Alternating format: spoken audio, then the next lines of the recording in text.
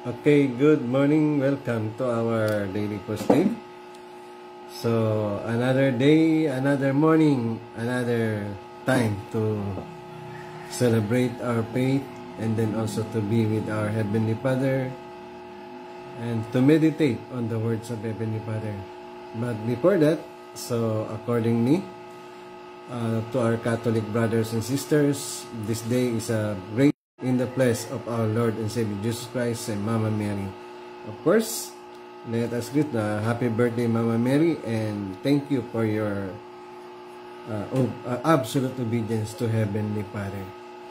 So Mama Mary is an example of absolute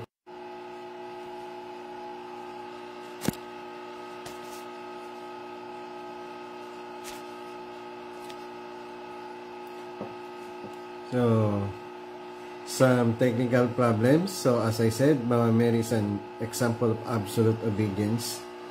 So imagine that he obeyed God to conceive the flesh of our Lord and Savior Jesus Christ and to follow the will of God to provide conception for our Lord Jesus Christ, and so that our Jesus Christ could play his role as the Messiah, as Christ, and then give birth to the Son of God in the flesh. Okay, so of course, let us greet a happy birthday, Mama Mary. So my sharing for today is about our eternal life or our eternal future. But before that, let us pray. Our most beloved Heavenly Father, thank you very much, Father, for everything that you have given to us. Thank you for your guidance. Thank you for your protection. Please be with us as we share your words, as we discuss and share your words.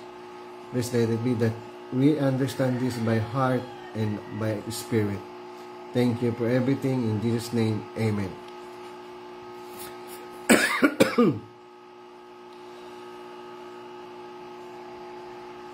So, I think all of us wanted to have a bright future, right? That is the reason why we have life insurance. You know what is life insurance? Life insurance, GSIS, SSS, and some health benefits, because we want to secure our future. And of course, we need assurance that we will have our eternal security, and that eternal security is provided by our Lord Jesus Christ. As many as believe in him should not perish but have to become son of God. As many as believe in him should not perish but have an everlasting life. So that means we are secured if we establish our relationship with our Lord and Savior Jesus Christ. We have absolute faith, absolute love, and obedience to our Lord Jesus Christ. Then we can secure our future, our eternal life. So that means if we have our eternal life, that means we have our eternal residence, and that is the kingdom of heaven or in heaven. So our biblical references is in John 14:1-3. It says there, "In my Father's house there are many mansions.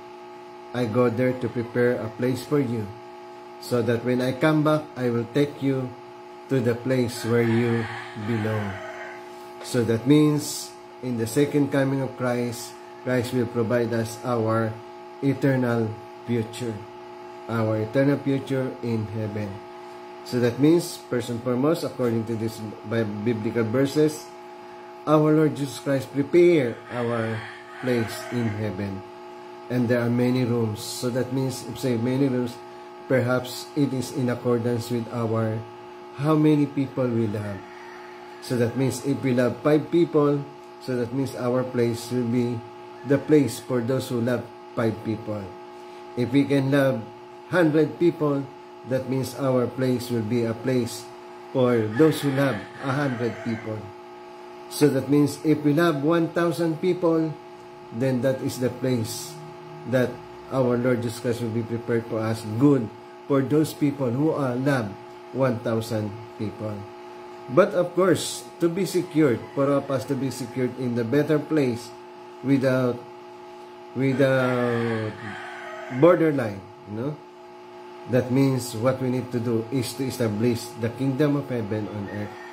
Once we establish the kingdom of heaven, we can secure our eternal future, our eternal home in the kingdom of heaven. It says there, the Lord will say, "Good job, my faithful servant." Good job, my faithful servant. That means we really need to work out to establish the kingdom of heaven. So that means we need to have an absolute faith, absolute love, and absolute obedience. So that means to be secured in our eternal life, to be secured our residence in heaven, that means we need to love our Lord and Savior, Jesus Christ. And that is, we need to practice loving God. We need to practice loving our neighbor as we love ourselves, serving one another, and then following in obedience to our Lord and Savior Jesus Christ. We need to obey our Lord and Savior Jesus Christ to the highest degree. Especially, we need to have an absolute faith, absolute love, and absolute obedience. Okay, once again, thank you very much for your listening, and hope to see you again for another episode of our daily posture. God bless and see you. Let us pray. Our most beloved Heavenly Father, we would like to express our gratefulness and thankfulness for this morning that we could share your word. Please allow us to understand and inscribe your word in our heart. Thank you for everything. Thank you for your guidance. In Jesus' name, pray. Amen. Okay, once again, good morning and see you tomorrow again for another episodes of our daily posting.